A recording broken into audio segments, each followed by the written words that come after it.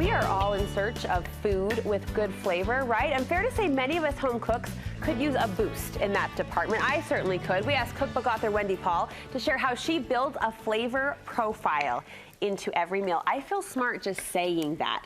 You build a flavor profile. So you cookie types, you chef types like to say, layer the flavor. Layer the flavors. I'm always into layering the flavors, and you're really starting at the very beginning of a recipe. Okay. The very, very beginnings.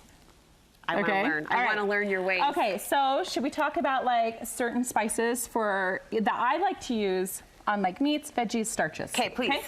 All right, so let's start with meat, okay? So I love cooking with ground turkey.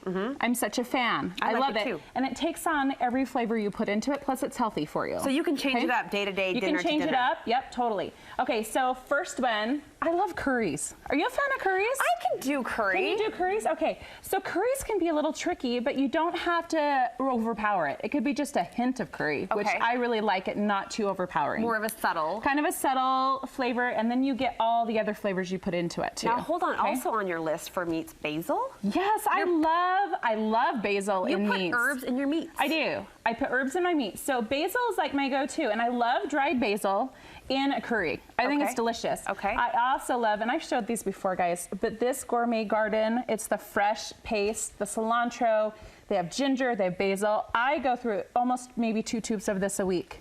Really? Yes, just in my cooking with everything because I love it. I bought this because of you. Did you? And have you used it? No.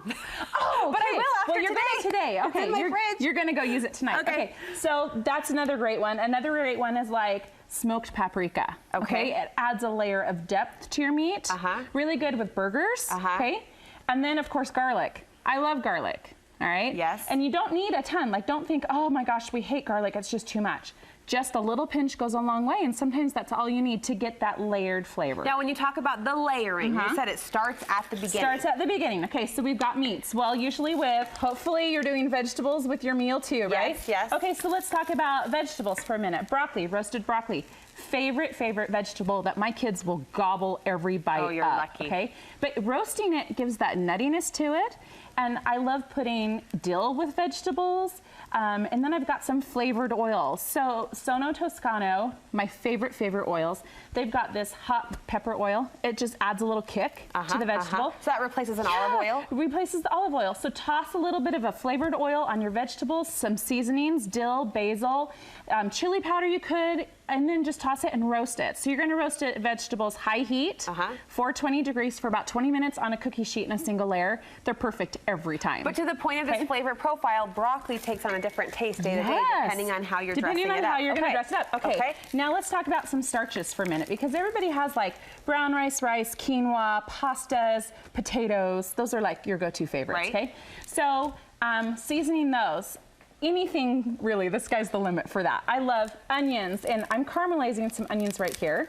And you just kind of let them go, low and slow. And so I did some flavored olive oil again. And you can add rice to this. You could add quinoa to this. Anything you wanted. Couscous, cauliflower rice. I mean, really, that's just great. It's a great way to get that base of flavor. I also love adding fresh herbs to starches, especially like rices and things. See, I could be way more spicy. Way more spicy. I could be way more spicy. I love it. Okay, so we're gonna put together a really quick fried rice, okay?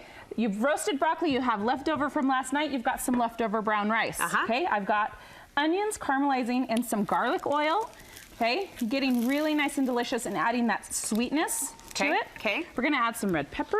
There it goes. Okay. Now when I do a fried rice, I like my peppers to be a little crunchy still. Okay. So we're just gonna let them go for just a quick minute, all right? We're gonna add some corn, because everybody has corn, right? I like to always keep corn in my freezer. I love what you're doing right now, because you're basically cooking with the leftovers that are in all of our fridges. All your fridges, and it's a healthy meal, okay? This is super healthy. Gonna add some frozen peas to this as well. Okay. Gonna stir this together, heat it through, all right? And so far, all we have from a flavor perspective is the flavored oil. The flavored oil. And so I did the garlic oil, the onion. Now we're gonna add some fresh ginger. Okay. Because ginger to me and fried rice just go hand in hand. Okay, so here's this garlic or the ginger paste again. I'm gonna do about a tablespoon. That's a lot. Is it that a lot? It is a lot, but I'm adding like 3 cups of rice into this. Okay. So when you get all those flavors in and then you add the starch in, the starch is gonna help absorb that flavor. Okay. Ooh, it hit me. The kitchen smells amazing today, by the way. Smell-o-vision. I wish there was a thing. I'm gonna add some fresh basil. See, there's the basil. Ginger and basil. Ginger and basil. And we're just gonna stir this together. Are there any of the ones you recommended that don't pair well together, like starch to vegetable or vegetable to meat? You know, really, it kind of just has to do with your own. I know this is kind of hard to say, but it has to do with your own flavorings. Like, what do you like? What are the kinds of things that you like? But can you smell that? That garlic and that basil with the vegetables, they really complement each other. Yeah, it smells nice. They go well together. So think of like Chinese food, Thai food. Those are the flavors you're going for. And are you just playing a game of trial and error a lot of times in the kitchen? Sometimes, yes. But these are like the standard ones I always use. Okay. Throwing some of that broccoli in. We're going to toss it together so the ginger and basil coat the broccoli too. My goodness, about 30 seconds, Wendy. What next? Final, we're gonna do the rice. Rice goes in. Okay, so rice goes in.